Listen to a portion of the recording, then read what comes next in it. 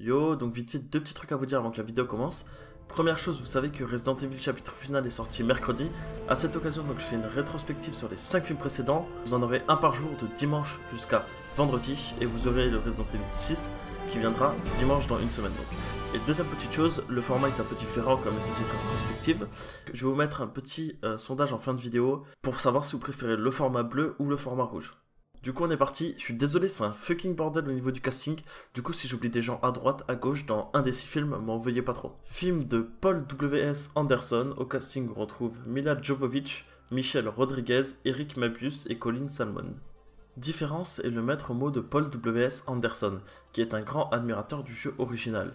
Il se sentait donc concerné par l'impact qu'aurait son film sur les nombreux joueurs qui allaient le voir. Il voulait donc créer la surprise et les sensations fortes en introduisant de nouveaux personnages. Pour ceux qui ont joué aux jeux vidéo, vous savez que le 3e épisode du jeu introduit le monstrueux personnage de Nemesis. Or, si vous avez bien fait attention, dans Resident Evil 1, il est question de Nemesis. Paul W.S. Anderson est également le réalisateur d'un autre film adapté d'un jeu vidéo très violent, Mortal Kombat. Les lieux de tournage de Resident Evil sont multiples. Nous avons Berlin, Londres, Potsdam, Brandenburg. Ajoutons que certaines scènes ont été tournées dans la station du métro berlinois Reichstag, qui n'ouvrira ses portes au public en 2004. Le film quant à lui est sorti en 2002. 4 épisodes qui constituaient la saga du jeu Resident Evil ont été vendus à plus de 16 millions d'exemplaires dans le monde et ont rapporté la somme faramineuse pour un jeu de 600 millions de dollars.